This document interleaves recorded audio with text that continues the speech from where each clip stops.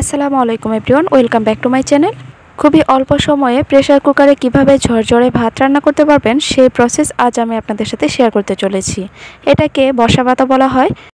ভাত রান্নার জন্য হাতে মাত্র 5 মিনিট সময় থাকলে আর কিছু টিপস ফলো করলে, সঠিক পরিমাপ এবং প্রসেস জানা থাকলে প্রেসার কুকারে ঝরঝরে ভাত রান্না করার মতো এত সহজ আর কিছুই হতে পারে না।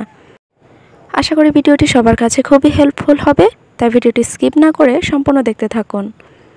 প্রেসার কুকারে ভাত রান্না করার জন্য এখানে আমি 2 কাপ চাল নিয়েছি। আমরা যে চালটা দিয়ে সবসময় ভাত খেয়ে থাকি সেই চালটা এখানে নিয়ে নিয়েছি। এখন এই চালটাকে খুব ভালোভাবে পরিষ্কার করে ধুয়ে নিতে হবে। চালটাকে এমনভাবে ধুতে হবে যেন চালের মধ্যে কোনো রকম ময়লা না থেকে যায়। দেখুন চাল থেকে কত পরিমাণে ময়লা পানি বের হচ্ছে। প্রেসার কুকারে ভাত রান্না করার জন্য আর ভাত ঝরঝরে করার জন্য চালটাকে অবশ্যই খুব ভালোভাবে পরিষ্কার করে ধুয়ে নিতে হবে, যতক্ষণ না পর্যন্ত এই চাল ধোয়া পানিটা একদম ক্লিন আসে, একদম ধবধবে সাদা পানি বের হয়। চালটা যদি খুব ভালোভাবে পরিষ্কার করে ধুয়ে নেওয়া যায় তাহলে প্রেসার কুকারের ভাতগুলি খুবই ঝরঝরে হবে, একদমই স্টিকি হবে না। তো আপনারা দেখতেই পাচ্ছেন আমি বারবার করে পানি পাল্টিয়ে পাল্টিয়ে ধুয়ে নিচ্ছি। এই তো চালগুলি একদম পরিষ্কার হয়ে গিয়েছে, এর থেকে আর ময়লা পানি বের হচ্ছে না। ঝরঝরে ভাত রান্না করার জন্য ঠিক এভাবেই পরিষ্কার করে ধুয়ে নিতে হবে। এখন এই চালের পানিটাও ফেলে দিয়েছি। এবার আমি একটা প্রেসার কুকার নিয়েছি। প্রেসার কুকারের মধ্যে এই পানি ঝরানো চালগুলো দিয়ে দিচ্ছি। এখন এখানে আমি দিয়ে দিব পানি। পানির পরিমাণটা হচ্ছে, এখানে আমি 2 কাপ চাল নিয়েছিলাম, 2 কাপ চালের জন্য 4 কাপ মেপে পানি দিয়ে দিচ্ছি।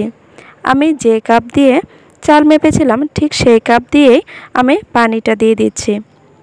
2 কাপ চালের জন্য 4 কাপ পানি একদম পারফেক্ট। এর থেকে বেশি অথবা কম পানি দিতে যাবেন না। এর থেকে বেশি পানি দিলে ভাতগুলো নরম হয়ে যাবে, আর কম পানি দিলে ভাতগুলো শক্ত হয়ে যাবে। এখন ঢাকনাটা লাগিয়ে দিয়েছি প্রেসার কুকারের। এখন এই প্রেসার কুকারটা চুলায় বসিয়ে আমি 3টা সিটি আনিয়ে নিচ্ছি। ভাত রান্না করার জন্য 3টা সিটি যথেষ্ট, এর থেকে বেশি আর প্রয়োজন নেই।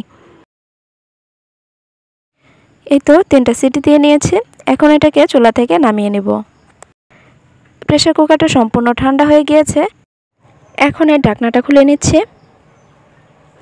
এই তো দেখুন ভাতগুলো সুন্দরভাবে হয়ে গিয়েছে।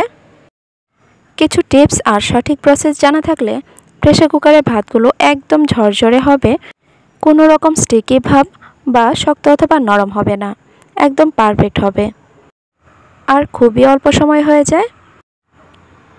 আর প্রেসার কুকারের ভাতটাকে বসা ভাতও বলা হয়। আর এই ভাত খুবই সাশ্রয়ী সব দিক থেকেই। চাইলে যে কেউ প্রেসার কুকারে খুব সহজেই ঝরঝরে ভাত তৈরি করে নিতে পারবেন।